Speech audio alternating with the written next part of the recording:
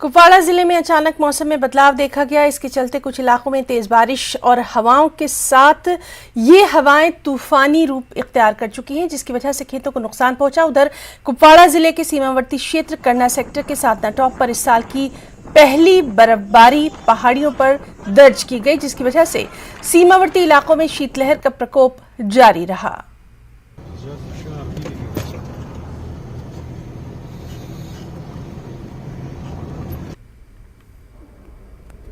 हम मौजूद हैं करना सेक्टर के साधना टॉप पर, जहां पर आज अचानक मौसम में तब्दीली आ गई और साधना टॉप की इस पहाड़ी पर आज इस साल की पहली बर्फबारी हुई है, जबकि करना के मैदानी इलाकों में तेज़ बारिशें भी हुई।